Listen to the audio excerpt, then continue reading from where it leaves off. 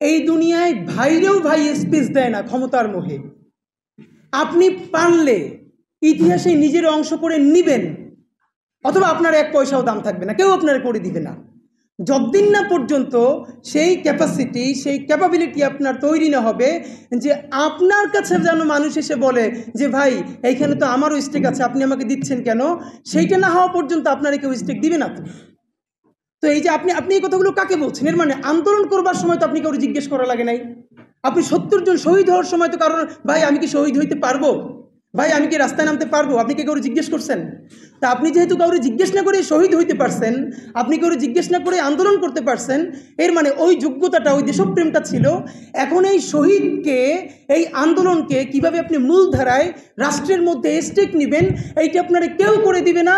আপনাকে হয়তো ভালো কিছু কথা বলবে পলিটিক্যাল পার্টি, কখনো বিএনপি বলবে, কখনো নতুন দল বলবে, কখনো জামাত বলবে, শুধু আপনার ভোটের জন্য, যতক্ষণ না পর্যন্ত আপনি নিজে ওই শক্তিশালী জায়গায় যাবেন। তো এই যে শক্তিশালী জায়গায় যাওয়ার যেই একটা লম্বা জার্নি, বাংলাদেশে একটা মজা করে খুব কথা আছে যে বামপন্থীরা তো ইসলামিস্টদেরকে দেখতে পারে না, আর ইসলামিস্টরাও বামপন্থীদেরকে দেখতে পারে না, কিন্তু দুইজনের একটা মিল আছে। কিন্তু জানেন কিনা, ৩ জন বামপন্থী এক জায়গা হইলে একটা রাজনৈতিক দল করে, আর ৩ জন হুজুর এক জায়গা হইলে একটা নতুন দল করে, এবং দলের নাম এত শক্ত হয় তাই এমনি মানুষের পর তো জান বের হয়ে যায়। এই যে দেখেন, আপনি এখন ধরেন আমি কয়েকটা প্রশ্ন, আপনি বলবেন এই প্রশ্নগুলো আপনি আমাদের কুশকয়ে দেখেন, যেহেতু বলছেন রাজনৈতিক অবদান, তাহলে তো পলিটিক্যাল কথাবার্তা বলতে হবে। ধরেন আমি খুব বাজেভাবে বললাম, এখন এইখানে ৩-৪টা টিভির ক্যামেরা পার্সন বা সাংবাদিক যিনি নারী, এইটা কাভার করতে আসছে, আমাদের সামনের আলেমোলামারা কি করবেন এইটা তাদের ঠিক করতে হবে। এইটা কেন বললাম, আমি এমন একটা প্রোগ্রামে দাওয়াত ছিলাম একটা বড় ইসলামী দলের, সেই ইসলামী দলের যখন একজন নারী সাংবাদিক এসছে, তখন সেখানে যিনি চিফ গেস্ট ছিলেন তখন উঠে বের হয়ে যাইতেছিল। এখন এটা তো একটা ক্রাইসিস।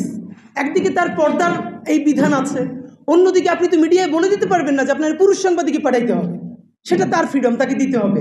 এখন এই নারী প্রশ্ন আপনি কীভাবে ডিল করবেন? ধরেন আমরা যে ৭০ জন শহীদ হইলাম আপনাদের আলেমদের মধ্য থেকে, এই শহীদ হওয়ার পিছনে আমাদের যে বোরকা পরে আমাদের মায়েরা স্কুটি চালিয়ে খাবার নিয়ে আসছে, সেই ছবি আমরা দেখছি না?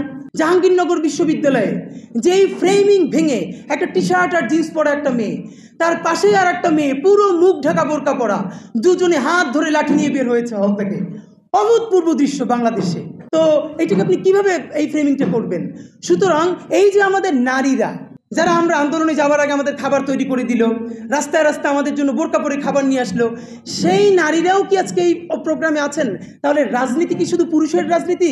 এখন আপনি বলবেন যে একটা নতুন নারীবাদ নিয়ে আসছে। না, নারীবাদ না তো, কারণ আপনার ঘরে যে ৫ জন নারী আছে তারও তো ভোট আছে।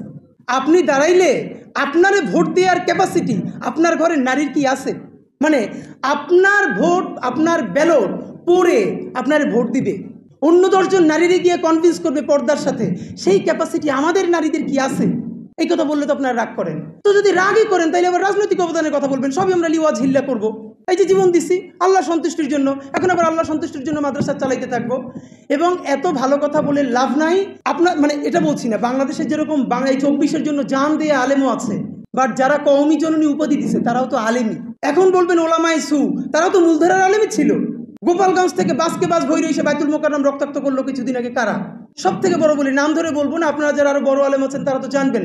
তিনি ১৬ই ডিসেম্বরের একটা প্রোগ্রামে উঠে বলছেন ১৬ ডিসেম্বর উপলক্ষে এক এলাকায় একটা মাহফিল করা হয়েছে। এখন তিনি বিভাগের নেতৃত্ব আছেন, এমন একজন বড় আলেম। তিনি বলছেন ১৬ ডিসেম্বরে আবার আপনার মাহফিল করবেন কেন? দেশে পাকিস্তান হইছে না ভারত হইছে, স্বাধীন হইছে না কি হইছে, এটা নিয়ে আপনার আমার কাজ কি? আমার কাজ দুইটা আপনাদের।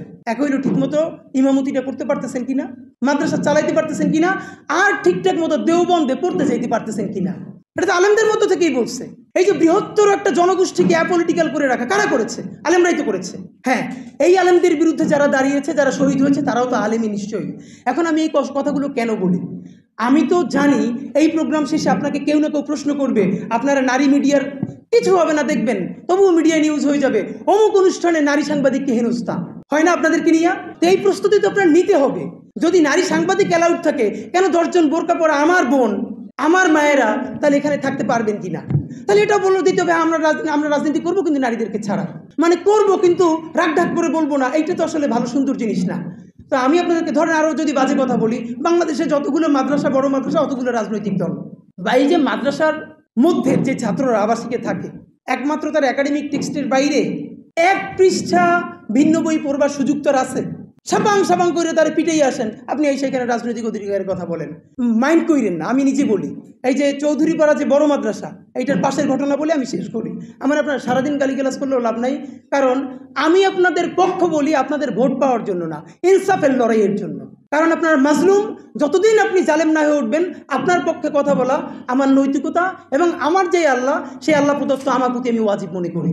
চৌধুরীপাড়া মাদ্রাসার ওখানে পাকিস্তান ভারত একদিন ফাইনাল খেলা চলে, বিরাট, মাদ্রাসার পাশে গ্যারেজ। এই কথাগুলো কেন বলি?